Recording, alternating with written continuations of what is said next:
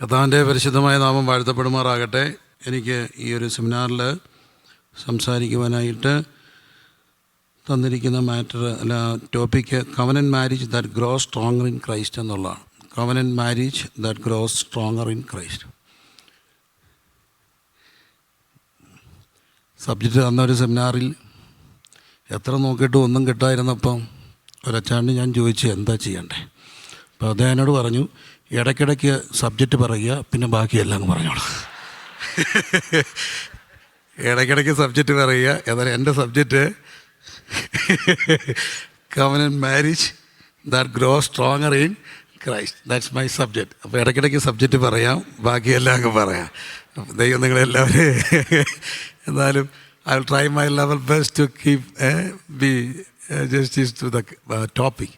ദൈവം നമ്മളെ സഹായിക്കട്ടെ. നമുക്കറിയാം, കുടുംബം ഒരു കവനൻ്റാണ് എന്ന് ക്രിസ്തീയ വചനത്തിൽ അല്ലെങ്കിൽ ആ കാഴ്ചപ്പാടി നമുക്കറിയാം. എന്തുകൊണ്ടെന്ന് ചോദിച്ചാൽ, ദൈവവചനത്തിൽ നമ്മൾ മനസ്സിലാക്കുന്നത്, മലാക്കി പ്രവചനത്തിൽ അത് നമ്മൾ കാണുന്നുണ്ട്.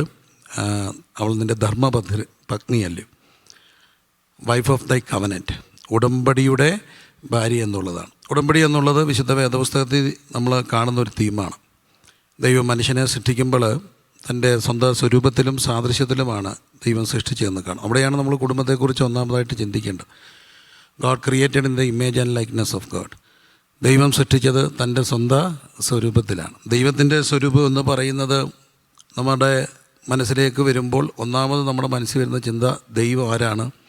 സ്നേഹമാണ്, അല്ലേ? ദൈവം സ്നേഹമാണ്. ഏത് കമ്മ്യൂണിറ്റി ഉള്ളവരോടും ചോദിച്ചാൽ എന്താണ് ദൈവം എന്ന് ചോദിച്ചാൽ, ദൈവം എന്താണെന്ന് ചോദിച്ചാൽ ഒറ്റയടിക്ക് ഉത്തരം പറയുന്നത്.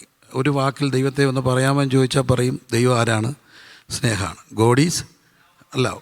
ദൈവം സ്നേഹമാണ്. സ്നേഹം ആകണമെങ്കിൽ ഒരാൾ മതിയോ ഒന്നിലധികം പേര് വേണോ? നമ്മൾ മാത്രം ഒരു 100 ഏക്കർ തോട്ടത്തിൽ സ്നേഹം തോന്നുമോ, വെറുപ്പ് തോന്നുമോ, ഇപ്പം പറഞ്ഞ ഡിപ്രഷൻ ഉണ്ടാവുമോ, എന്തോ ഉണ്ടാവും? നമ്മൾ മാത്രം ഒരു വീട്ടിൽ, ലോകത്ത് ആരെയില്ല, 500 ഏക്കർ തോട്ടത്തിൽ, ഡോക്ടറെ വാട്ട് വി ഫീൽ? സ്നേഹം തോന്നുന്നു, വെറുപ്പ് തോന്നുന്നു? വെറുപ്പ് തോന്നും. അപ്പം നമുക്ക് സ്നേഹം, ദൈവം സ്നേഹമാണെന്ന് പറയുമ്പോൾ സ്നേഹം ബന്ധമാണ്. അതിനെയാണ് നമ്മൾ ചിന്തിക്കുക, ദൈവം ത്രിയേക ദൈവം, അല്ലേ? ദൈവം ത്രിയേക. ക്രൈസ്തവിശ്വാസത്തിൻ്റെ ബേസ് അതാണ്, ദൈവം ത്രിയേക ദൈവം. സത്യത്തിൽ മനുഷ്യബുദ്ധി കൊണ്ട് പറയാനൊക്കാത്തൊരു കാര്യമാണ് തൃത്വം. Human words are very limited to explain the divine trinity. അത്ര ഡീപ്പല്ലേ ട്രിനിറ്റി എന്ന് പറഞ്ഞു. ഞങ്ങളുടെ റാന്നിയിലെ വെല്ലുവിളിയുടെ ശതാബ്ദി സമ്മേളനം നടന്ന സംഭവമാണ്. അപ്പോൾ അന്നേരം ഗീബർസ് മാർ ഒസ്താത്യൂസ് എന്ന് പറയുന്ന പ്രശസ്തനായ ഒരു തിയോളജിയനുണ്ട്. അദ്ദേഹം വലിയൊരു തിരുമേനിയാണ്. ട്രിനിറ്റേറിയൻ ബേസിലാണ് അദ്ദേഹത്തിൻ്റെ തിയോളജി എല്ലാം തന്നെ. അപ്പോൾ അദ്ദേഹം ട്രിനിറ്റിയെക്കുറിച്ചാണ് പ്രസംഗിച്ചത് ഒരു സാഹുരിമാരുടെ മീറ്റിങ്ങിലാണ്. യവന ഫിലോസഫിയൊക്കെ എടുത്താണ്, ഗ്രീക്ക് ഫിലോസഫി, ഹിന്ദു ബ്രഹ്മ വിഷ്ണു മഹേശ്വര സങ്കല്പങ്ങളെല്ലാം എടുത്ത് അദ്ദേഹം തൃത്വം പറഞ്ഞു. ആർക്കും ഒന്നും മനസ്സിലായില്ലെന്ന് അവിടെ ഇരുന്നവർക്ക് മനസ്സിലായി. അപ്പം പുറകെ ഇരുന്ന ക്രിസോസം തിരുമേനി എഴുന്നേറ്റിട്ട് പറഞ്ഞൊരു കാര്യമുണ്ട്. തിരുമേനി ഇത്രയും തൃത്വത്തെക്കുറിച്ച് പറഞ്ഞപ്പോൾ ഞാൻ ഓർത്തു പോവുകയായിരുന്നു, ത്രിയേക ദൈവത്തിന് പോലും ഈ കാര്യത്തെക്കുറിച്ച് ഇത്രയും അറിയാമോ? അത്ര വലിയൊരു ഡിവൈൻ മിസ്റ്ററിയാണ് തൃത്വം എന്ന് പറയുന്നത്. തൃത്വം നമുക്ക് ഹ്യൂമൻ മെഡിസിൻ പറയാനൊക്കത്തില്ല. പക്ഷേ തൃത്വത്തെ മനസ്സിലാക്കാനുള്ള ഏറ്റവും വലിയ വഴി എന്താ? ദൈവം ആരാ? സ്നേഹമാണ്. സ്നേഹം എന്താണ്? ബന്ധമാണ്, അല്ലേ? സ്നേഹം എന്താണ്? ബന്ധമാണ്. അപ്പം മനുഷ്യനെ ദൈവം നിർമ്മിച്ചിരിക്കുന്നത് ബന്ധത്തിൽ നിന്നാണ്, ബന്ധങ്ങൾക്ക് വേണ്ടി. ആ ബന്ധം രൂപപ്പെടുത്തുന്നത് കുടുംബത്തിലാണ്. കുടുംബം എന്ന് പറയുന്നത് ചെറിയൊരു കാര്യം. എന്തുകൊണ്ട് നമ്മൾ ഈ കുടുംബത്തെക്കുറിച്ചൊക്കെ ചിന്തിക്കുക എന്ന് പറയും? നമുക്കറിയാം, നമ്മളെല്ലാവരും ജീവിച്ചിരുന്ന ഒരു കാലഘട്ടത്തിൽ, എനി കൾച്ചർ, എല്ലാ കൾച്ചറിലും പിന്നെ ഉണ്ടായിരുന്നത് കൂട്ടുകുടുംബ വ്യവസ്ഥിതിയാണ്. അതിനെ നമ്മൾ എന്തെന്ന് വിളിച്ചു? ജോയിൻ ഫാമിലി എന്ന് വിളിച്ച്. ജോയിൻ ഫാമിലി കഴിഞ്ഞപ്പോൾ അടുത്ത ഒരു സിസ്റ്റം വന്നു. അതിനെ എന്തെന്ന് വിളിച്ച്? എക്സ്റ്റൻഡഡ് ഫാമിലി സിസ്റ്റമാണ്. 3 തലമുറ ഒരുമിച്ച് താമസിച്ചു. ഗ്രാൻഡ് പേരൻസ്, എനിക്ക് തോന്നുന്നു ഇപ്പോൾ സ്റ്റേറ്റ്സിലും ഉണ്ട്, അല്ലേ? US-ലൊക്കെ ഉണ്ട്. 3 തലമുറ ഒന്നിച്ച് താമസിക്കുന്ന വീടുകൾ. ഞാൻ ശുഭിച്ചാൽ അവിടെ പോയപ്പം കണ്ട് 3 തലമുറ ഒന്നിച്ച് താമസിക്കും. ഒരു സന്തോഷമാണ്. അപ്പച്ചനും അമ്മച്ചിയും മക്കളും അവരുടെ മക്കളും കൂടെ. അതാണ് എക്സ്റ്റൻഡഡ് ഫാമിലി. എക്സ്റ്റൻഡഡ് ഫാമിലി കഴിഞ്ഞിട്ട് വന്ന സിസ്റ്റം എന്താ? ന്യൂക്ലിയർ ഫാമിലി, അല്ലേ? എക്സ്റ്റൻഡഡ് ഫാമിലി മാറിയപ്പോൾ എന്തോ വന്നു? ന്യൂക്ലിയർ. മലയാളത്തിൽ അതിനെ വിളിക്കുന്നത് അണുകുടുംബമാണ്. എന്താണ് അണുകുടുംബം എന്നുള്ളതിന് ഒരു നല്ല ഒരാളെ ഡെഫിനിഷൻ കൊടുത്തു. ഒരു ഡാഡി, ഒരു മമ്മി, ഒരു കുട്ടി, ഒരു പട്ടി, ഒരു വണ്ടി, ഒരു വീട്. അതാണ് അണുകുടുംബം. സത്യമല്ലേ?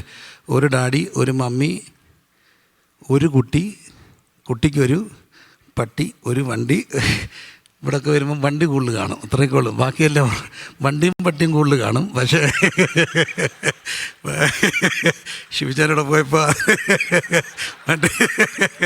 വണ്ടി എന്തായാലും അപ്പോൾ അതാണ് എന്ത് അണുകുടുംബം എന്ന് പറയാം. പിന്നെ സംഭവം മാറുകയാണ്. പിന്നെ നമ്മൾ മുമ്പോട്ട് പോയപ്പം ഇപ്പം കേരളത്തിൽ പോലും എന്ത് വന്നു, സെയിം സെക്സ് മാരേജ് വന്നു. അതും ഇന്ന് ഫാമിലി എന്നുള്ള നിലയിൽ ലോകം ചിന്തിക്കുന്ന ഒരു കാര്യമാണ്.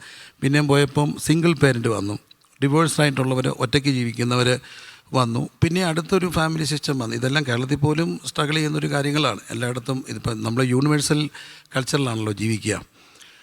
പിരിഞ്ഞവരൊന്നിക്കുമ്പോൾ രണ്ട് ഭാഗത്തു നിന്നുള്ള മക്കളെ ഒന്നിച്ച് വളർത്തുന്ന ഒരു കൾച്ചറിലേക്കോ, ഇതെല്ലാം ഒരു ഫാമിലിയുടെ ഭാഗമാണ്. അപ്പോൾ ഇവിടെ എല്ലാം കൂടെ നിന്നുകൊണ്ടാണ് നമ്മൾ ചിന്തിക്കേണ്ടത്.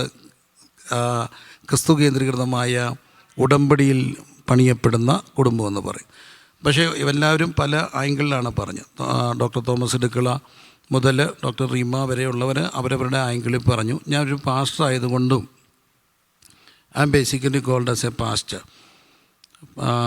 പാസ്റ്റർ ആയതുകൊണ്ട് ഒരു പാസ്റ്റർ കൺസേണിലാണ് ഞാനിത് പറയുക. ഞാൻ വിശ്വസിക്കുന്ന ഒരു കാര്യം, ഇന്ന് കേരള സമൂഹം എന്നല്ല ലോക ക്രൈസ്തവ സമൂഹം ഫേസ് ചെയ്യുന്ന ഏറ്റവും വലിയൊരു കാര്യം, അത് എനിക്ക് പറയണമെന്നുണ്ട്. അതെന്നോട് ദൈവം പറഞ്ഞതുകൊണ്ടാണ് ഞാൻ എല്ലായിടത്തും പറയുന്നത്. അതിന് പേര് ഞാൻ ഒത്തിരി വിമർശനം ഏറ്റപ്പെട്ടിട്ടുണ്ട്. കുടുംബം ഉടമ്പടിയാണ്. ഉടമ്പടിയിലൂടെ രൂപപ്പെടുന്ന ഒന്നാണ് കുടുംബം എന്ന് പറയും.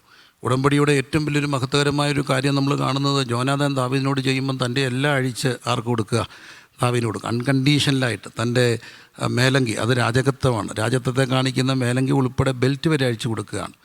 ബെൽറ്റ് വരെ എന്ന് പറയുമ്പോൾ എല്ലാം തൻ്റെ വാള്, തനിക്കുള്ള എല്ലാ അധികാരവും ദാവീദിന് കൊടുക്കുന്ന ഏറ്റവും വലിയ ആ സ്നേഹത്തിൻ്റെ ഉടമ്പടിയുടെ ചിത്രം നമ്മൾ 1 ശമൂവേലിൻ്റെ പുസ്തകം 18-ാം അധ്യായത്തിൻ്റെ 1 മുതൽ 4 വരെയുള്ള വാക്യങ്ങളിൽ കാണുന്നുണ്ട്.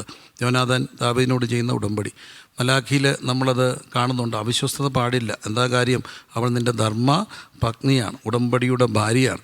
അപ്പോൾ അതുകൊണ്ടാണ് കർത്താവ് പറയുന്നുണ്ട്, മത്തായി സുവിശേഷം 19-ാം അധ്യായത്തിലും മർക്കോസ് 10-ലും പറയുന്നു, ആദിയിൽ ഞാൻ അവരെ ആണും പെണ്ണുമായിട്ട് സൃഷ്ടിച്ചു, അതുകൊണ്ട് അവർ ഒരു ദേഹമായി തീരും, അവർ മേല രണ്ടല്ല ഒരു ദേഹം. അത്രയും പറയുന്നൊരു തിയോളജി എന്നുമില്ല. അർദ്ധനാരീശ്വരം എന്നൊക്കെ പറയുന്ന ചില ചിന്തകളൊക്കെ ഹിന്ദു തിയോളജിയിലൊക്കെ ഉള്ളപ്പോൾ പോലും ബൈബിൾ നൽകുന്ന ഏറ്റവും വലിയൊരു കാര്യമാണ്, അവർ മേല രണ്ടല്ല ഒരു ദേഹം. അത് ഉടമ്പടി രൂപപ്പെടുന്ന വലിയൊരു ബന്ധമാണ്. അപ്പോൾ ഈ ഉടമ്പടി രൂപപ്പെടുന്ന ഈ കുടുംബം എന്തിനു വേണ്ടിയാണ് ദൈവം അവരെ ഇങ്ങനെ ഉടമ്പടിയിലേക്ക് വിളിക്കുന്നത്? ഒന്ന്, ഞാൻ മനസ്സിലാക്കുന്ന ഒരു സത്യം, അത് ക്രൈസ്തവർ മനസ്സിലാക്കണ്ടേ, മാരേജ് ഈസ് എ കോളിങ്. ദൈവത്തിൻ്റെ ഒരു വലിയ വിളിയാണ് കുടുംബം. പണ്ട് നമ്മൾ ചോദിക്കും, ഒരു കൾച്ചറൊക്കെ മാറുമ്പോൾ എന്തിനാടാ കെട്ടെന്ന് ചോദിച്ചാൽ അമ്മ പറഞ്ഞ് എന്ത് ചെയ്യാൻ, കെട്ടാൻ പറഞ്ഞ. അതൊക്കെ സഹിക്കാം. പണ്ട് നാട്ടിൽ പറയായിരുന്നു, ചെറുക്കൻ ഇച്ചിരി പിരി മാറണേ എന്ത് ചെയ്യണം, കേട്ട. അവൻ്റെ പിരി മാറിയില്ല, വന്നതിലൂടെ പിരിയായി. അതാണ് അതിൻ്റെ പ്രശ്നം എന്ന് പറയുന്നത്. പിരിമാറാനാണോ കല്യാണം? അല്ല. ചില പറയുന്നുണ്ട്, അവന് എവിടെയോ ഒരു കുട്ടിക്കളിയുണ്ട്, അതുകൊണ്ട് എന്ത് ചെയ്തേക്കാം, കെട്ടിച്ചേക്കാം. കെട്ടി കുട്ടിക്കളി മാറത്തില്ല. കെട്ടി അന്ന് തന്നെ അവൻ്റെ പെണ്ണിൻ്റെ അടുത്ത് അവിടെ പോയി കിടന്ന ചെറുക്കനെ എനിക്കറിയാം. അവിടുന്ന് കൊണ്ടുവന്ന് ഞാൻ തിരിച്ചു കൊണ്ടുവന്നിട്ടുണ്ട്. അതൊക്കെ പോട്ടെ. അപ്പോൾ കുട്ടിക്കളി എന്നൊക്കെ പറയുന്നത് മാറിയ ഒരാൾക്കുള്ളതാണ് എന്ത്, കുടുംബം എന്നൊക്കെ പറയുന്നത്. കുടുംബം ഒരു ഭയങ്കര വിളിയാണ്. എന്തിനുള്ള വിളിയാണ്? ഒന്നാമത്തെ വിളി ദൈവത്തിൻ്റെ to participate in God's creation activity. ദൈവത്തിൻ്റെ സൃഷ്ടികർമ്മത്തിൽ പങ്കുചേരാനുള്ളതാണ് വിളി. ഇത് ക്രൈസ്തവർ മനസ്സിലാക്കിയിട്ടേ. മനസ്സിലാക്കിയില്ല നമ്മുടെ സമൂഹം നാളെ എന്തായിരിക്കും? കത്തോലിക്കരത് പറയുന്നുണ്ട്, അത് കൃത്യമായിട്ട് ഒരു കത്തോലിക്ക അച്ഛന്മാർ പറയുന്നുണ്ട്. പക്ഷേ പെന്തക്കോസ്ത് കാര്യം അത് പറയുന്ന കുറവായിട്ടാണ് ഞാൻ കണ്ടിട്ടുള്ളത്. PG വർഗീസ് പറയുന്നത് കേട്ടിട്ടുണ്ട്, PG അങ്കിൾ. മറ്റുള്ളവർ വളരെ കുറവായിട്ടാണ് പറയുക. ദൈവം സൃഷ്ടികർമ്മത്തിലേക്കുള്ള വിളിയാണ് കുടുംബം. സൃഷ്ടികർമ്മത്തിൽ to participate in God's creation activity. എല്ലാവരും ചേർന്ന് പറയാം, കുടുംബം എന്താണ്? ഒരു വിളിയാണ്. സമ്മതിച്ചേ, കുടുംബം ഒരു വിളിയാണ്. ആരുടെ വിളി? ദൈവത്തിൻ്റെ വിളിയാണ്. എന്തിനാണ്? ദൈവത്തിൻ്റെ ആ ക്രിയേഷൻ ആക്ടിവിറ്റി പങ്കുചേരാനുള്ള വിളിയാണ്. ആണോ? അതുകൊണ്ടാണ് മക്കളില്ലാത്തവരെ അത് സ്നേഹത്തോടെ നമ്മൾ കാണണം. ദൈവമാണ് ജീവൻ്റെ ദാതാവ്. എന്നാൽ മക്കൾ ജനിക്കുന്നത് കുടുംബത്തിലാണ്. കുടുംബത്തിലല്ലാതെ മക്കൾ ജനിച്ചാൽ അത് ഭയങ്കര സങ്കടമല്ലേ? അവരനാഥരാണ്. ഞാൻ അനാഥത്വത്തിൻ്റെ നൊമ്പരം ഏറ്റവും കൂടുതൽ കണ്ടത് സെമിനാരി പഠിക്കുമ്പം അവധിയാണ്, പോകാൻ വേണ്ടി ഒരുങ്ങുക. പക്ഷേ ഞങ്ങളുടെ കൂട്ടത്തിലുള്ളൊരു കുട്ടി മാത്രം ഇങ്ങനെ മാറി നിൽക്കുകയാണ്. അപ്പോൾ അവൾ എന്നോട് ചോദിച്ചു, അവൾ ഒരു അനാഥശാലയിൽ നിന്ന് വന്ന കുട്ടിയാണ്. Man, why are you so happy? ഞാൻ പറഞ്ഞു, tomorrow we are going home, that's why I am happy. അപ്പോൾ അവളെന്നോട് തിരിച്ചു പറഞ്ഞൊരു വാക്കുണ്ട്, tomorrow you know where I am going tomorrow, I will be going back to my orphanage, no one is there waiting for me, so vacation doesn't make any sense in my life. വെക്കേഷനൊക്കെ അർത്ഥം ഉണ്ടാക്കുന്നത് എന്നാന്ന് പറഞ്ഞാലും എന്തുള്ളത് കൊണ്ടാണ്? വീടുള്ളത് കൊണ്ടാണ്. വീട് ഒരു ചെറിയ കാര്യമല്ല, അത് വലിയൊരു കാര്യമാണ്. അപ്പോൾ അത് ഒരു വിളിയാണ്. എന്തിനാ? ദൈവത്തിൻ്റെ സൃഷ്ടികർമ്മത്തിൽ പങ്കുചേരാനുള്ള വിളിയാണ്. കുടുംബം മക്കൾക്ക് വേണ്ടിയുള്ളൊരു വിളി കൂടാണ്. മക്കളെന്ന് പറയുന്നത് ചെറിയൊരു കാര്യമാണ്. അതുകൊണ്ടാണ് മക്കളെ യഹോവ നൽകുന്ന അവകാശവും ഉദരഫലം. ഇവിടെ പിള്ളേരെ വളർത്തുന്ന കാര്യം ചേച്ചി വളരെ കാര്യമായിട്ട് പറഞ്ഞു, വളരെ കൃത്യമായിട്ട് പറഞ്ഞു. പക്ഷേ ഇന്ന് മക്കൾ വേണ്ടാത്തൊരു കാര്യമല്ലേ. ഈ മക്കൾ ഒത്തിരി പേരുള്ളതൊരു സന്തോഷമല്ലേ.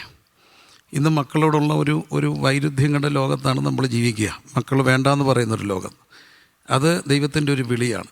ഒരിക്കലും ഞാൻ കണ്ടിട്ടുള്ളൊരു കാര്യം, ഞാനൊരു പാസ്റ്ററായതുകൊണ്ട് പറയും, കെട്ടിച്ച് കഴിഞ്ഞ് പ്രാർത്ഥിച്ചപ്പോൾ അവരെന്നോട് പറഞ്ഞു വേണ്ട വേണ്ട വേണ്ട വേണ്ട വേണ്ട വേണ്ട വേണ്ട വേണ്ട. എന്നിട്ട് ഇപ്പം പറയുക പ്രാർത്ഥിച്ചോ പ്രാർത്ഥിച്ചോ പ്രാർത്ഥിച്ചോ പ്രാർത്ഥിച്ചോ. വാക്കുകൊണ്ട് ബന്ധിച്ചു എന്ന് ചേച്ചി പറഞ്ഞില്ലേ.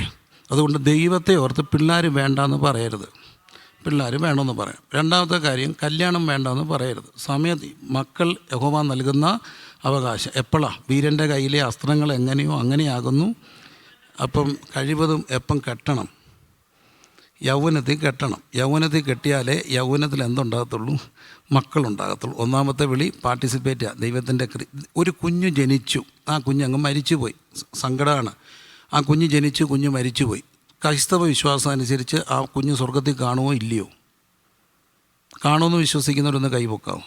കാണും. ഒരു കുഞ്ഞ് ജനിച്ചു, ഓട്ടിസമാണ്, ആ കുഞ്ഞ് മരിച്ചുപോയി, സ്വർഗത്തിൽ കാണുമോ ഇല്ലയോ? കാണും, 100% കാണും. ഓട്ടിസമൊക്കെ ഉള്ള മക്കളെ അല്ലെങ്കിൽ MR ആയിട്ടുള്ള ഞാനൊരു വീട്ടിൽ ചെന്നപ്പോൾ അമ്മ എൻ്റെ കണ്ണ് ഉറപ്പിച്ച്.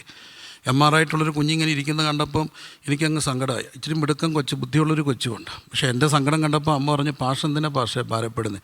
ഇവനെ ഓർത്ത് എനിക്ക് ഒരു ഭാരമില്ല പാഷ. ഞാൻ ചോദിച്ചു അതെന്നാ? പാവം എന്താണെന്ന് അറിയത്തില്ല, ഇപ്പം ചെത്ത സ്വർഗത്തിപ്പോൾ. പക്ഷേ ഇവനുണ്ടല്ലോ ഈ കുരുത്തം കെട്ടോൺ, ഇവനെ എനിക്ക് പേടിയാണ്. ഇവൻ ഭയങ്കര പുള്ളിയാണ്, ഇവനെ ഓർത്ത് പ്രാർത്ഥിക്കണം. സത്യത്തിൽ MR ആയിട്ടുള്ളൊരു കുഞ്ഞിനെ ദൈവം സ്വർഗത്തിൽ കൊണ്ടുപോകുമെന്ന് വിശ്വസിക്കുന്ന ഒരു സ്തോത്രം ചെയ്തേ ഒന്നുകൂടെ. ആ കുഞ്ഞ് 100% വേണ്ട, ഡൗട്ട് വേണ്ട. കാരണം പാപം എന്തെന്നറിയാത്ത കുഞ്ഞ് എവിടെ കാണും? സ്വർഗത്തിൽ കാണും. അപ്പം ഒരു വിളിയാണ്. ഇനി ഒരു കുഞ്ഞ് ജനിച്ചു, പക്ഷെ ജനിക്കാതെ പോയ കുഞ്ഞങ്ങനെ സ്വർഗത്തിൽ ചെല്ലും. അപ്പോൾ അതുകൊണ്ട് സ്വർഗത്തിന് അവകാശിയെ കൊടുക്കുന്ന ജനതക ജൈവ പ്രക്രിയയിൽ പങ്കുചേരാൻ ദൈവം നൽകുന്ന ഒരു ഉടമ്പടിയുടെ വിളിയാണ് കുടുംബം എന്ന് പറയുക, അല്ലേ? മക്കൾ ജനിക്കണ്ടേ? വേണം. ഇന്ന് ക്രൈസ്തവ സമൂഹമാണ് മക്കൾ വേണ്ടെന്ന് പറയുന്നത്. ഈ അടുത്തിടയ്ക്ക് ഒരു കുട്ടി എൻ്റെ അടുക്ക വന്നു. അവൾ എന്നോട് ചോദിച്ചു, എനിക്ക് മക്കൾ വേണ്ടാന്ന് പറയുന്ന ഒരാളെ കല്യാണം കഴിക്കണം, അല്ലെങ്കിൽ അങ്ങേയറ്റം ഒരാൾ അതിൽ കൂടുതൽ വേണ്ടാന്ന് പറയുന്ന ഒരാളെ കെട്ടണം, എൻ്റെ ജോലിയാണ് തപ്പിയെടുക്കണം. അപ്പം ഞാൻ അവളോട് ചോദിച്ചു, നീ എത്രാമത്തെയാണ്? അപ്പോൾ അവൾ എന്നോട് പറഞ്ഞു, ഞാൻ 3ാമത്തെയാണ്. ഞാൻ അവളോട് ചോദിച്ചു, നിൻ്റെ അമ്മ ഒന്ന് മതിയെന്ന് പറഞ്ഞായിരുന്നേ നീ കാണുമായിരുന്നു? ഇല്ല. അല്ല, ഞാൻ ഇത്ര ഇരിക്കുന്ന പിള്ളേർ ഇവിടെ ഇരിപ്പുണ്ടല്ലോ കുറച്ചെങ്കിലുമൊക്കെ ചെറുപ്പക്കാർ, അവരോട് ഞാൻ ചോദിച്ചോട്ടെ, എല്ലാം നിങ്ങൾക്ക് ബുദ്ധിമുട്ടില്ലേ? ഒന്ന് കൈ പൊക്കണേ. വീട്ടിൽ 2ാമത്തെ മക്കളായിട്ട് ജനിച്ചവരൊന്ന് കൈപൊക്കാമോ? 2ാമത്തെ മക്കൾ ദൈവം അനുഗ്രഹിക്കും. 3ാമത്തെ ദൈവം അനുഗ്രഹിക്കും. 4ാമത്തെ ഉണ്ടല്ലോ, സ്തോത്രം. 5ാമത്തെ ഉണ്ട്, 5 കുഞ്ചി അമ്മയ്ക്ക് 5 മക്കളാണ്. 5ാമൻ ഓമന കുഞ്ചുവാ. 6ാമത്തെ ഉണ്ട്, 6ാമത്തെ ഉണ്ട്. 7ാമത്തെ ഉണ്ട്. ഒരു നല്ല കയ്യടി കൊടുത്തേരെ. 7ാമത്തെ മക്കൾ ഇവിടെ ഇരിപ്പുണ്ട്. 8ാമത്തെ 8 8 കണ്ടോ? 8 ഇത്രയും പേരുണ്ട്. 8 പേര്. 9 ഉണ്ട്. ഞങ്ങളുടെ പ്രിയ ഈ 9ാമത്തെ കുഞ്ഞ് ജനിച്ചില്ലായിരുന്നെങ്കിൽ കർണാടക എന്തോ ചെയ്തേനെ. കർണാടകയിൽ ഒരു ഓവർസിയർ ഉണ്ടാകാൻ കാര്യം 9. അദ്ദേഹം അപ്പച്ചൻ്റെ കാര്യമൊക്കെ പറഞ്ഞു, അപ്പച്ചൻ്റെ മിനിസ്ട്രിയുടെ കാര്യം. 9 10 ഉണ്ടോ? കഴിഞ്ഞോ? 10 11 12. ഞാൻ കണ്ടിട്ടുള്ളത് ഏറ്റവും കൂടുതൽ 14. അത് അയർലൻഡിലൊരു അപ്പച്ചനും അമ്മച്ചിയാണ്. കാണാൻ പോയി. ചെന്നപ്പോൾ അപ്പച്ചനും അമ്മച്ചിയും രണ്ട് പറഞ്ഞു, കല്യാണം കഴിഞ്ഞപ്പോൾ അമ്മച്ചിക്ക് യൂട്രസ് ക്യാൻസറായി. അപ്പം പിള്ളേരുണ്ടാകത്തേ ഇല്ലെന്ന് പറഞ്ഞു. അവർ രണ്ടും കൂടെ കൈ ഓർത്ത് പിടിച്ച് പ്രാർത്ഥിച്ചു. കുഞ്ഞ് ജനിച്ചാൽ കുഞ്ഞുങ്ങളെ യൂട്രസ് ക്യാൻസർ സൗഖ്യമാക്കിയ കുഞ്ഞുങ്ങളെ വേണ്ടാന്ന് പറയത്തില്ല, സ്വീകരിച്ചോളാം എന്ന് പറഞ്ഞു. കർത്താവ് സൗഖ്യമാക്കി. കുട്ടുത്തു മക്കൾ 1 2 3 4 5 6 7 8 9 10 11 12 13 14. കാണാൻ ചെന്നപ്പോൾ അപ്പച്ചൻ എന്നോട് പറഞ്ഞു അന്ന്, പാസ്റ്റർജി still I am okay, but what to do? അമ്മച്ചി is not okay. It is not my problem. അപ്പോൾ it is not my problem. ഏതായാലും 14 മക്കൾ ചെറിയൊരു കാര്യമല്ല. അപ്പം മക്കൾക്ക് വേണ്ടിയുള്ളൊരു വിളിയാണ് എന്ത് കുടുംബം എന്ന് പറയുന്നത്. മക്കളുണ്ടാകണം. വേണ്ടേ? ഈ മക്കൾ ജനിച്ചാലേ അവരെവിടെ പോകത്തുള്ളൂ? സ്വർഗത്തിൽ പോകത്തുള്ളൂ. മക്കളെ വളർത്തുന്നത് നമ്മളാണോ ദൈവമാണോ?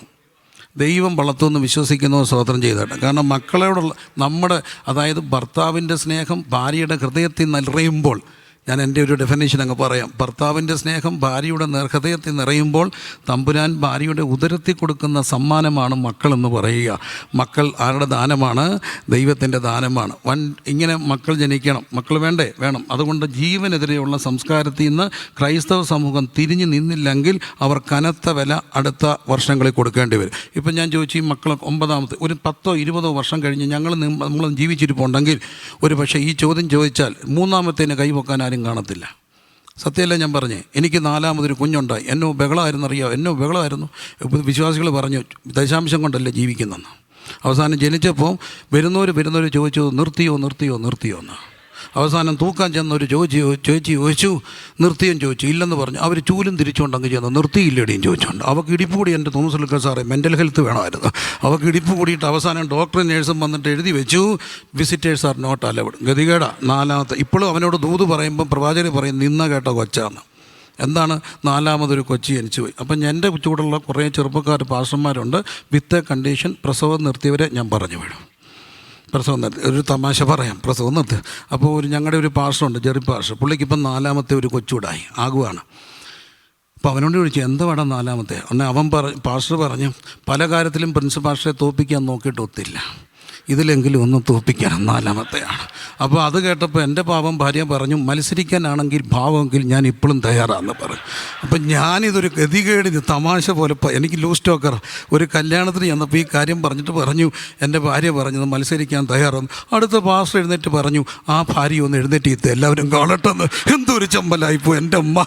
അപ്പോൾ എന്നാലും ഒരു കാര്യം, ഒന്ന് മക്കൾ വേണം. മക്കളുണ്ടെങ്കിൽ ഒരു ഗുണം എന്നാന്ന് ചോദിച്ചാൽ ഈ മക്കൾ ഷെയറിങ് കെയറിങ്. അതുകൊണ്ട് എല്ലാം പഠിക്കുന്ന എവിടുന്നാണ്? വീട്ടിൽ നിന്ന് ആണോ? കുറേ മക്കളൊക്കെ ഉണ്ടാകുമ്പോഴാണ് നമ്മൾ എന്തോ പഠിക്കുക? ഷെയറിങ് പഠിക്കുക ആണോ? മൂത്തതെല്ലാം ആർക്ക് കൊടുക്കും? ഇളയതിന് കൊടുക്കും. ഇളയത് അടുത്തതിന് കൊടുക്കും. സത്യമാണോ? ഷെയറിങ്ങും കെയറിങ്ങും ഒക്കെ ഇണങ്ങിയും പിണങ്ങാനും പഠിക്കുന്ന എവിടുന്നാണ്? വീട്ടിൽ നിന്ന്. അടിക്കാനും അടിച്ചിട്ട് പിണങ്ങാനും പിണങ്ങിയിട്ട് ഇണങ്ങാനും പഠിക്കുന്ന എവിടുന്നാണ്? വീട്ടിൽ നിന്ന്. അപ്പോൾ മക്കൾ സൃഷ്ടികർമ്മത്തിലേക്കുള്ളൊരു വിളിയാണ്. ദൈവം നമ്മളെ അനുഗ്രഹിക്കട്ടെ, നമ്മുടെ സമൂഹങ്ങൾ വർദ്ധിക്കട്ടെ. അതിനുവേണ്ടി സൃഷ്ടികർമ്മത്തിൽ എങ്ങനെ പങ്കുചേരണം? ഒന്ന്, ബർത്ത് ബൈ ചോയ്സ് ഉണ്ട്, ബർത്ത് ബൈ ചാൻസ് ഉണ്ട്. ബർത്ത് ബൈ ചോയ്സ് ഉണ്ട്, ബർത്ത് ബൈ ചാൻസ്. ഹന്നായിക്ക് ശമ്മൂല് ജനിച്ചത് ചോയ്സ് ആയിരുന്നോ ചാൻസ് ആയിരുന്നോ? ഹന്നായിക്ക് കുഞ്ഞ് ജനിച്ചത് ചോയ്സ് ആയിരുന്നോ ചാൻസ് ആയിരുന്നോ? ചോയ്സ് ആയിരുന്നു. അവൾ പോയി ദൈവത്തോട് ഉരുകി പ്രാർത്ഥിച്ചു. ദൈവം അവൾക്ക് എന്തോ കൊടുത്തു? കുഞ്ഞിനെ കൊടുത്തു. എന്നാൽ ബർത്ത് ബൈ ചാൻസ് ഉണ്ട്.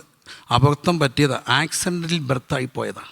അബദ്ധം പറ്റിയതൊക്കെ എന്താ? Birth by ചാൻസാണ്. കൗൺസിലേഴ്സ് ഇവിടെ ഇരിപ്പുണ്ട്. എന്നാലും ഒരു സംഭവം കേട്ടെ, കൊച്ചു ഭയങ്കര ഹൈപ്പറാണ്. എടുത്ത് മറിക്കുക, പെട്ടിയെല്ലാം അലമാരി തല്ലി പൊട്ടിക്കുന്നു. ഇവൻ ഭയങ്കര ശല്യ. ഒടുവിൽ കൗൺസിലർ എടുത്ത് വന്നപ്പോൾ അമ്മയോട് ചുമ്മാ സംസാരിച്ചു. ഇവൻ്റെ പ്രീനേറ്റൽ എക്സ്പീരിയൻസ് എന്തായാലും ചോദിച്ചാൽ പറഞ്ഞു കുറേ കഴിഞ്ഞാൽ ഇവനുണ്ടായ കുറേ ഗ്യാപ്പുണ്ടായിരുന്നു.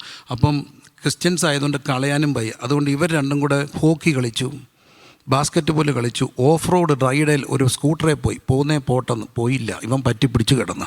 ഇപ്പോൾ അവൻ തുള്ളിക്കുക. അവൻ പറയുന്നൊരു കാര്യമുണ്ട്, എന്നെ വയറ്റിയിട്ട് കുറേ തുള്ളിച്ചല്ലേ അനുഭവിച്ചോളാൻ.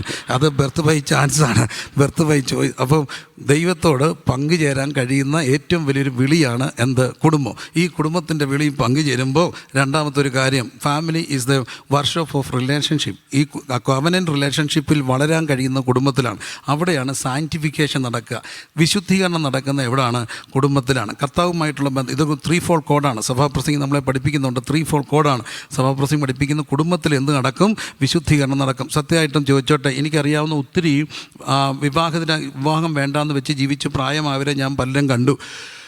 പറഞ്ഞു പ്രായമാകുമ്പോൾ നമ്മൾ ഇച്ചിരി ഡിസ്റ്റർബ്ഡൊക്കെ ആകും. പക്ഷേ ഒരു കാര്യം എനിക്കറിയാം, ഈ കുടുംബം ഇല്ലാതെ ഒറ്റയ്ക്ക് ജീവിച്ചവർ നല്ല മനുഷ്യരുണ്ട്, എല്ലാവരും നല്ലവരാണ്. പക്ഷേ എന്നാലും ഇവർ ഭയങ്കര റഫ് ആൻഡ് ടഫായിരിക്കും. അവസാനമൊക്കെ വരുമ്പോൾ അവരെ ഭയങ്കര പാടാണ് പോറ്റാൻ. കാരണം അവർ ഭയങ്കര റഫ് ആൻഡ് ടഫായിരിക്കും.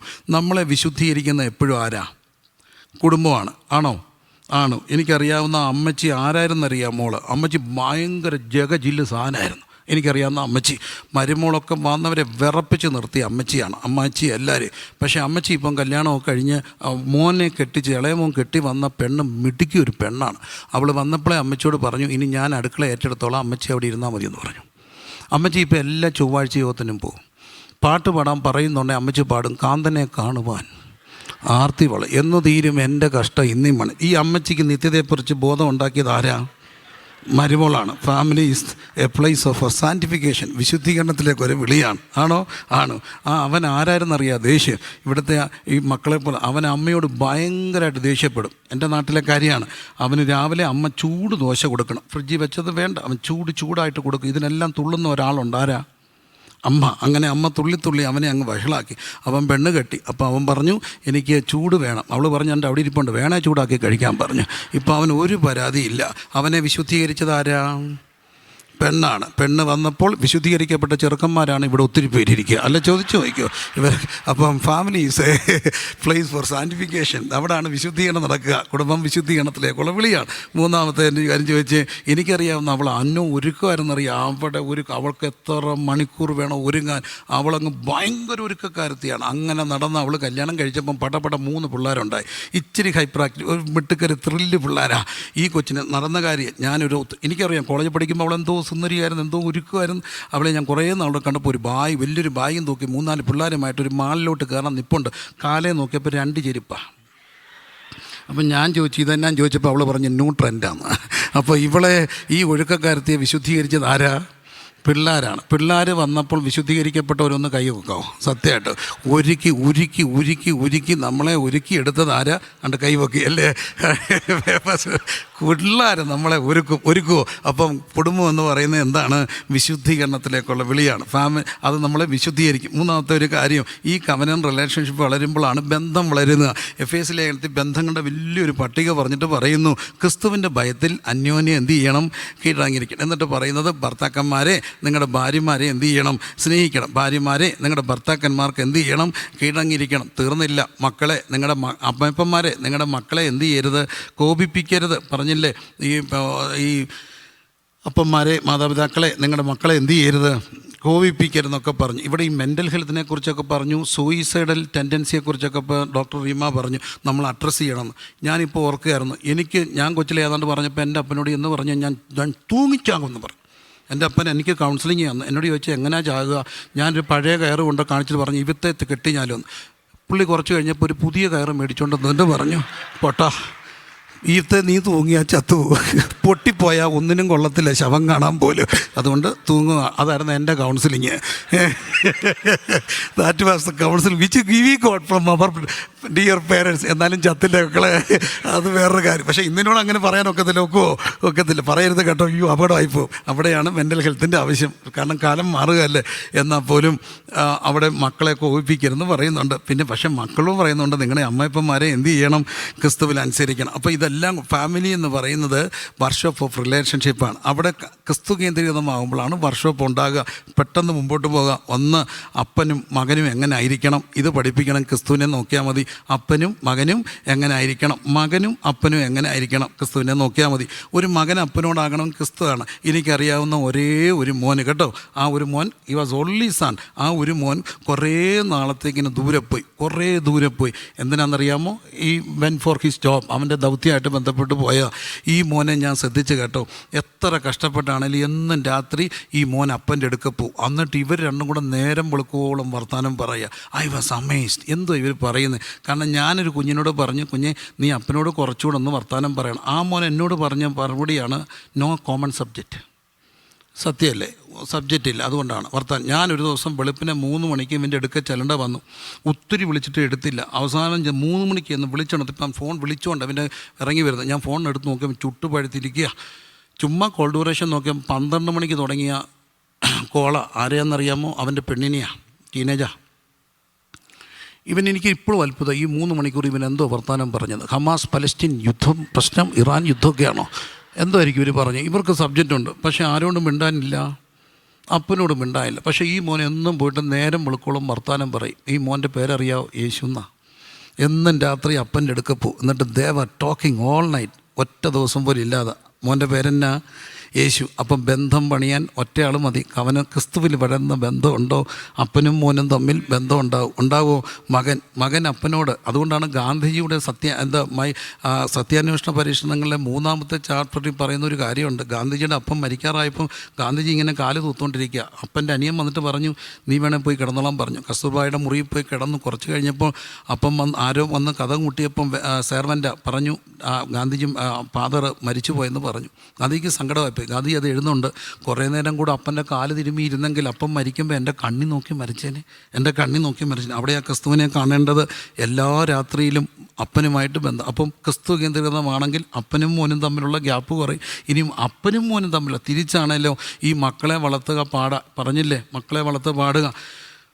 വഴക്ക് പറയാനൊക്കത്തില്ല. പണ്ട് പറയും തലേ വെച്ചാൽ ഇങ്ങനായിരിക്കും, നിലത്ത് വെച്ചാൽ ഉറുമ്പായിരിക്കും. പക്ഷേ ഇന്ന് അങ്ങനെയൊന്നും ഒക്കത്തില്ല. വലിയ പാടാണ്. ഇവരെ എങ്ങനെ വളർത്തണമെന്ന് നമുക്കറിയത്തില്ല. സത്യമല്ലേ, എങ്ങനെ വളർത്തണമെന്ന് അറിയത്തില്ല. വഴക്ക് പറയാനും ഒക്കത്തില്ല, പിണങ്ങാനും ഒക്കത്തില്ല.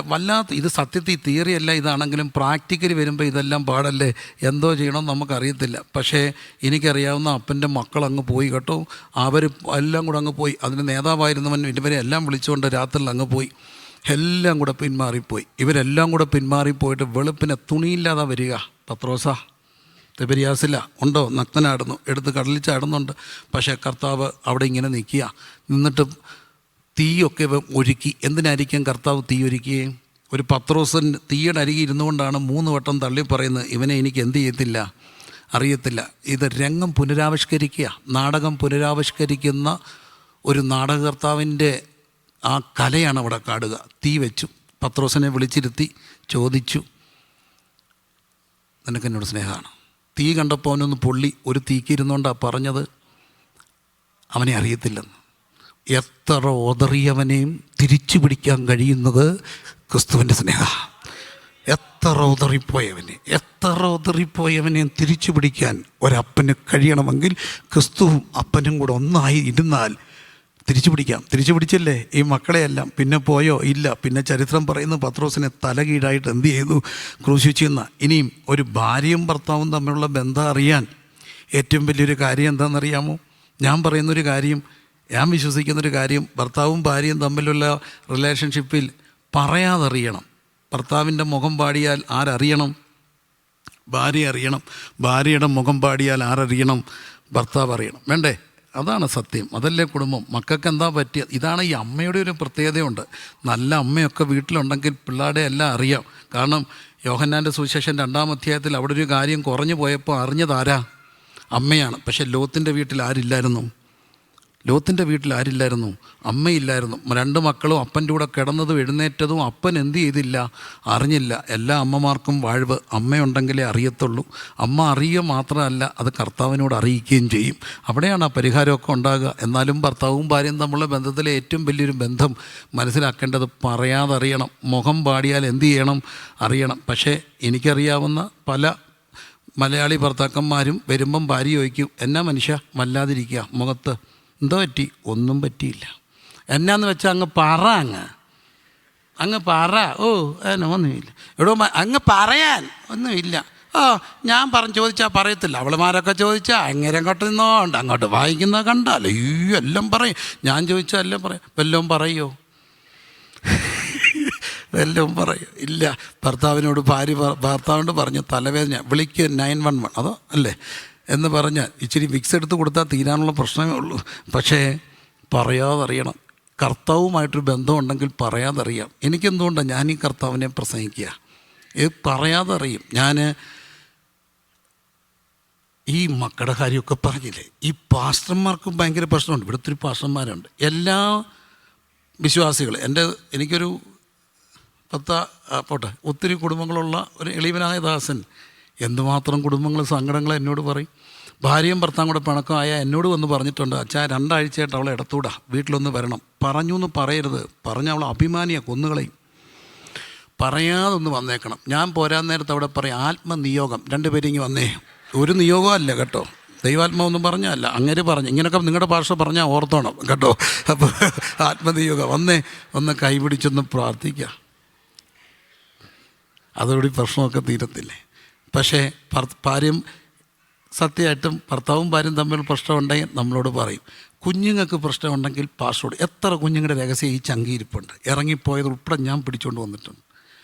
ഇറങ്ങിപ്പോയി കൊണ്ടുപോയതിനെ ഒറ്റയ്ക്ക് ഞാൻ ജീപ്പേ പോയി പിടിച്ചിറക്കിക്കൊണ്ട് വന്നിട്ടുണ്ട്. മരിക്കാൻ തയ്യാറായി ഞാൻ പോയിട്ടുണ്ട്. ഞാൻ അഹങ്കാരം പറയല്ല, പോയിട്ടുണ്ട്, കൊണ്ടുവന്നിട്ടുമുണ്ട്, രക്ഷപ്പെടുത്തിയിട്ടുണ്ട്. ഇരുചെവി അറിയാതെ അത് നന്നായിട്ടുമുണ്ട്. പക്ഷേ പാസ്റ്ററുടെ കുഞ്ഞിനൊരു പ്രശ്നമുണ്ടായി ആരോട് പറയും? തന്നെ കിടന്നുരുളും. ഇവിടെയാണ് ക്രിസ്തു കേന്ദ്രീകൃതമായ കുടുംബം. തന്നെ കിടന്നുരുളും. അതല്ലേ സത്യം? ഇനിയും പാസ്റ്ററും ഭാര്യയും കൂടെ പിണക്കം ഉണ്ടായി ആരോട് പറയണം? ഞാൻ പഠിച്ചിരിക്കുന്ന ഏറ്റവും വലിയ സത്യം, ഒരൊറ്റ വിശ്വാസിയോട് പറയരുത്. 8ൻ്റെ പണി കിട്ടും. 8ൻ്റെ പണി എന്ന് പറഞ്ഞാൽ സാറേ എന്താണെന്നറിയാമോ? 2ൻ്റെ പണി ഇതുവഴി ഇറങ്ങി വരാം, 3ൻ്റെ പണി ഇതുവഴി ഇറങ്ങി വരാം, 4ൻ്റെ പണി ഇങ്ങനെ ഇറങ്ങി വരാം, 5ൻ്റെ പണി ഇങ്ങനെ ഇറങ്ങി വരാം, 8ൻ്റെ പണി ഇതുവഴി ഇറങ്ങി വരും. ഇറങ്ങി വരാനൊക്കാത്ത പണിയുടെ പേരാണ് എന്ത്? 8ൻ്റെ പണി. അതുകൊണ്ട് ഒരു പാർശ്വഭാര്യന്മാരും വിശ്വാസിയോട് സങ്കടം പറയല്ലേ. അവർ ഏറ്റവും അടുത്ത കൂട്ടുകാരായിട്ട് പറഞ്ഞാൽ അവരുടെ ഭർത്താവിനോട് പറയും, അടുത്ത ബോഡിയിൽ മാറ്റാൻ പറയും. അതുകൊണ്ട് ദൈവത്തെ ഓർത്ത് ഒരു കുറ്റവും പറയല്ല. പിന്നെ ആരോട് പറയണം? യേശു ക്രിസ്തു കേന്ദ്രീകൃതമാണെങ്കിൽ പറയാതെ അറിയാം. അങ്ങനെ ഒരു രാത്രി ഞാൻ 2 മണിയായി, ഉറക്കമില്ല. എൻ്റെ വ്യക്തിപരമായൊരു പ്രശ്നം ആരോട് പറയും?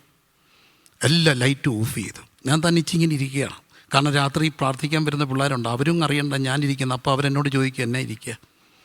2:45 ഒരു ദൈവദാസനാ പാസ്റ്റർ സാമച്ചൻ പുല്ലൂന്ന, ഞാനിത് ഒത്തിരി എടുത്ത് പറഞ്ഞിട്ടുണ്ട്. അദ്ദേഹം എന്നെ വിളിച്ചു, എന്നെ വിളിച്ചു. ഞാൻ ചോദിച്ചു എന്നാച്ചാ? 2:45 മോൻ്റെ കല്യാണം വിളിക്കാനാ. ഞാൻ ചോദിച്ചു അമേരിക്കയെന്നാ? അല്ല, പുല്ലൂന്ന 2:45 കല്യാണം വിളിക്കാൻ. ഞാൻ ചോദിച്ചു എന്നാച്ചാ ഇപ്പം വിളിച്ച്? കല്യാണം വിളിക്കണമെന്നുണ്ട്, അതുകൊണ്ട് അങ്ങ് പറഞ്ഞെന്നുള്ളൂ. അതിനല്ല ഞാൻ വിളിച്ചത്. നീ ഉണർന്നിരിക്കുകയാണെന്ന് പരിശുദ്ധാത്മാവിനോട് പറഞ്ഞു. ഒരു ദൂത് തന്നു അതെന്നോട് പറയാൻ. ഞാൻ എന്തിനുണർന്നിരുന്നോ അതിൻ്റെ ദൂതായിരുന്നു. ഞാൻ ഉണർന്നിരുന്ന ആരും കണ്ടില്ല. പക്ഷെ പറയാതെ എന്നെ അറിഞ്ഞ ഒരു കർത്താവുണ്ടോ? ഈ ബന്ധം ശരിയാകാൻ ഒറ്റ വഴിയേ ഉള്ളൂ. ഒരു ഭർത്താവും ക്രിസ്തുവുമായിട്ട് ബന്ധമുണ്ടെങ്കിൽ അവൻ്റെ ഭാര്യയുടെ എല്ലാ വിഷമവും പറയാതെ അറിയാം. ഒരു ഭാര്യയും കർത്താവുമായിട്ട് ബന്ധമുണ്ടെങ്കിൽ ഭർത്താവിൻ്റെ മുഖം പാടിയ ഭാര്യയ്ക്ക് അറിയാം. ക്രിസ്തു കേന്ദ്രീകൃതമാകുമ്പോഴാണ് മുപ്പിരിച്ചരടായി മാറുന്നത്. 3/4 കോഡ് കനോട്ട് ബ്രോക്കൺ ഈസിലി. മുപ്പിരിച്ചരട് വേഗത്തിൽ എന്ത് ചെയ്യത്തില്ല, അറ്റുപോകത്തില്ല. എൻ്റെ പെങ്ങൾ നേരത്തെ കല്യാണം കഴിഞ്ഞു. 2 മക്കളായപ്പോഴേ രണ്ടാമത്തെ കുഞ്ഞിന് 3 മാസം പ്രായമുള്ളപ്പം പറഞ്ഞു അവൾക്ക് കിഡ്നി ഫെയിലായി. ഡോക്ടർ പറഞ്ഞു ഏതാണ്ട് 70% ലോസ്റ്റ്, 70 അല്ല അന്ന് 80% ലോസ്റ്റായി. കഷ്ടിച്ചൊരു 4-5 വർഷം പോകുമായിരിക്കും സൂക്ഷിച്ചാൽ. പിന്നെ ബാക്കി ചിന്തിക്കാം. 2 കൊച്ചു കുഞ്ഞുങ്ങൾ എന്തോ ചെയ്യും? 3 മാസം മടി ഇരുത്തിക്കൊണ്ടാണ് ഞാൻ പോവുക.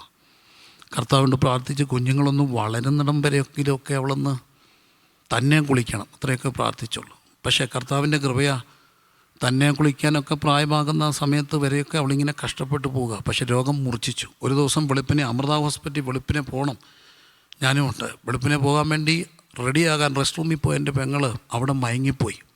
അവിടുത്തെ ഒരു ചെറിയ സ്ട്രെയിൻ അവിടെ BP കൂട്ടി മയങ്ങി. ശരിക്കും മരിച്ചവൾ, അവൾക്കറിയാം മരിച്ചു എന്ന്, ദൃഷ്ടിയെല്ലാം പറഞ്ഞു. പക്ഷേ ഒരു കരം, എല്ലാം ബുദ്ധിക്ക് പറയാനൊക്കത്തില്ല, ഒരു കരം വന്ന് അവളെ തട്ടി ഉണർത്തി. ആ കരം ഇടുങ്ങിയ ഭിത്തിയിൽ, ആ റെസ്റ്റ് റൂമിൻ്റെ ഭിത്തിയിൽ ഇങ്ങനെ എഴുതിയിട്ടു 3/4 കോഡ് മുപ്പിരിച്ചരട് വേഗത്തിൽ അറ്റുപോകത്തില്ല. അവൾ പറയുന്നത് വെള്ളി അക്ഷരത്തിലാണ് എഴുതിയത്. പിന്നെ വർഷങ്ങൾ ജീവിച്ചിരുന്ന മക്കളെയും കണ്ടിട്ടാണ് മരിച്ചത്. ഒറ്റ വാക്കിയാണ് പിടിച്ചിരുത്തിയത്. കവനൻ്റ് റിലേഷൻഷിപ്പിൽ മരിച്ചില്ലെന്ന് ഞാൻ പറയുന്നില്ല, പക്ഷേ മക്കളെയും കണ്ടിട്ടാണ് മരിച്ചത്. മുപ്പിരിച്ചരട് വേഗത്തിൽ അറ്റുപോകത്തില്ല. അപ്പോൾ family is the place of for sanctification, വിശുദ്ധീകരണത്തിൻ്റെ സ്ഥലം. 2, family is a place of for workshop of relationship. ബന്ധങ്ങൾ പണിയുന്ന എവിടെയാണ്? ഫാമിലിയിലാണ്. അത് പണിയണമെങ്കിൽ ആര് വേണം? കുടുംബം വേണം. ഇതിനെല്ലാം പണിയാൻ ഒറ്റ വഴിയേ ഉള്ളൂ. അവസാനിപ്പിക്കുകയാണ്. പെട്ടകം പണിയുന്നുണ്ട് നോഹയോട് പെട്ടകം പണിഞ്ഞിട്ട് പറഞ്ഞു നീ പൊക്കോളാൻ പറഞ്ഞു. പക്ഷേ പെട്ടകം പണിയുമ്പം കുറേ റെസ്ട്രിക്ഷൻ കൊടുത്തു. അതിനകത്ത് എന്ത് പാടില്ല? മുറികൾ പണിയണം. You have to make rooms in that ark. മുറികൾ പണിയണം. ഒരു കാര്യം ഓർത്തോണേ, മുറി വേണം. ഇന്ന് പലയിടത്തും മുറിയില്ല. എന്താണ്? മതിലാണ്. മുറികളില്ല, പിന്നെന്താ? മതില. കൊറല കോണ്ടസ്. പല പിള്ളേരും 2 സ്റ്റോറി ബിൽഡിംഗ് ആണ്. അപ്പനും അമ്മയും താഴെയും, പിള്ളേരെവിടെ ആയിരിക്കും? മേളിലായിരിക്കും. എപ്പോഴാണ് കയറുക അറിയില്ല, എപ്പോഴാണ് വരിക അറിയില്ല. എന്നെ പ്രാർത്ഥിക്കാൻ വിളിച്ചു. അവിടെ ചെന്നപ്പം താഴെ ഇരുന്നുകൊണ്ട് അമ്മ ടെസ്റ്റ് അയച്ചു, മോനെ കുട്ടി please come down, uncle is waiting. അവൻ തിരിച്ചയച്ചു, sorry I am not in a mood to come. എന്ത് ചെയ്യും? ഞാൻ പറഞ്ഞു ഞാൻ പോയി വിളിക്കുക, എനിക്കവനെ അറിയത്തില്ല. അമ്മ പറഞ്ഞു പോയി വിളിച്ചാൽ പിന്നെ പ്രശ്നമാകും. ഇപ്പം പറയത്തില്ല, അവിടെ മതിലല്ലേ. പക്ഷേ ഒന്നെനിക്കറിയാം, ഈ എല്ലാ മേഖലയെ ചിന്തിച്ചാലും ഈ മതിലുകളെല്ലാം ഉണ്ടാകും. ഞാനൊരു വീട്ടിൽ ഇരിക്കുക, അവിടെ കൊണ്ട് ഞാൻ അവസാനിപ്പിക്കണമല്ല. അപ്പോൾ ഞാനും ഒരു 2-3 പേരുമുണ്ട്, ഈ ടിപ്പിക്കൽ പ്രവാചകരുണ്ട്. അതൊക്കെ ഇന്നും ഉണ്ട് കേട്ടോ. നമ്മളെല്ലാത്തിനെയും എല്ലാം ഉണ്ട്, ഇതിനെ ബാലൻസ് ചെയ്താൽ മതി. എന്നാലേ എൻ്റെ കൂടെ ഇരുന്ന പാസ്റ്റർ പെട്ടെന്ന് ആത്മാവിനായി. പെങ്കൊച്ച് ഭയങ്കര റിബലാണ്. റിബൽ എന്ന് പറഞ്ഞാൽ റിബലൻ്റെ ഉസ്താദാണ്. അവൾ നേരെ മേളിൽ പോയി കിടക്കുക. ഞങ്ങൾക്കറിയത്തില്ല, എൻ്റെ കൂടെ ഇരുന്ന ആൾക്കറിയത്തില്ല. ആ പുള്ളി അങ്ങോട്ടും ആത്മാവിൽ അങ്ങോട്ട് എന്താ പറയുക, അങ്ങ് ഉറഞ്ഞിട്ട് അന്യഭാഷ. ഞങ്ങൾ 3-4 പേരേ ഉള്ളൂ. പ്രാർത്ഥിച്ചിട്ട് പറഞ്ഞു, പെങ്കൊച്ചിനെ വാശി കയറ്റി, പീരി കയറ്റി, വൈരാഗ്യപ്പെടുത്തി, ദേഷ്യം പിടിപ്പിച്ച്, ചവിട്ടി, സ്റ്റെപ്പേ കയറ്റി, മേളിൽ കൊണ്ടുപോയി, മുറിക്കകത്ത് കഥ കടപ്പിച്ച്, കാട്ടിലെ കാമത്തിൽ കിടത്തി, ഭക്ഷണം വേണ്ടെന്ന് പറഞ്ഞ് വാശി പിടിപ്പിച്ചിരിക്കുന്ന ദുഷ്ട പന്ന പിശാചെ പോ. 5 മിനിറ്റ് കഴിഞ്ഞപ്പോൾ കൊച്ചു വന്ന് യോഗത്തിനിരിക്കുന്നു. അപ്പോൾ ഇതെല്ലാം ഉള്ളപ്പോഴും ഒന്നെനിക്കറിയാം, മുട്ടയിരുന്ന് പ്രാർത്ഥിച്ചാൽ തീരാത്ത പ്രശ്നങ്ങളൊക്കെ കുറവാണ്. അപ്പോൾ അതുകൊണ്ടാണ് കർത്താവോട് പറഞ്ഞു, നീ എന്ത് ചെയ്യണം, പെട്ടകം പണിയണം. പക്ഷേ പെട്ടകത്തിന് എന്ത് വേണം? 3 തട്ട് വേണം. ലോവർ ഡക്ക് വേണം, ഉൽപ്പത്തി 6 മിഡിൽ ഡക്ക് വേണം, അപ്പർ ഡക്ക് വേണം. അപ്പർ ഡക്ക് എന്ന് പറഞ്ഞാൽ എന്താ? മുകൾ തട്ടാണ്. വെള്ളമാണ് വരിക, ചെറിയ വെള്ളമാണോ? വെള്ളപ്പൊക്കം 2018 വെള്ളപ്പൊക്കത്തിൽ ഞാൻ നേരിട്ട് ഇന്ന വെള്ളം വന്നപ്പോൾ എന്നോ വെള്ളം വരിക. ഈ വെള്ളം വരുമ്പോൾ എങ്ങനെ പെട്ടകം പോവും? പക്ഷേ കർത്താവ് പറഞ്ഞു, പെട്ടകം പോവും. ഒറ്റ വഴി, മുകൾ തട്ടുണ്ട്. മുകൾ തൊട്ട് പ്രാർത്ഥനാ മുറിയാണ്. മുകൾ തട്ട് മാത്രം പോരാ, ഞാൻ പറയും മുഴങ്കാലൂടെ വേണം. മുകൾ തട്ടും മുഴങ്കാലും ഉണ്ടെങ്കിൽ മേളിൽ തെളിയുന്ന ഒന്നുണ്ട്, മഴവില്ല് തെളിയും. മഴവില്ലെന്താ? നിൻ്റെ ഉടമ്പടിക്ക് മുകളിൽ എൻ്റെ ഉടമ്പടിയുണ്ട്. നിൻ്റെ ഉടമ്പടിക്ക് മുകളിൽ എൻ്റെ ഒരു ഉടമ്പടിയുണ്ട്. അത് നിൻ്റെ കൂടെ ഞാനുണ്ടെന്നുള്ള കരങ്ങളടിച്ച് എല്ലാവരും ദൈവത്തെ ഒന്ന് സ്തുതിച്ച്. കാർമേഘത്തിനുള്ളിലും ഞാൻ മിന്നും സൂര്യശോഭ കാണും. കാർമേഘത്തിനുള്ളിലും ഞാൻ മിന്നും സൂര്യശോഭ കാണും. പരപരമേശ വരമരുളീശ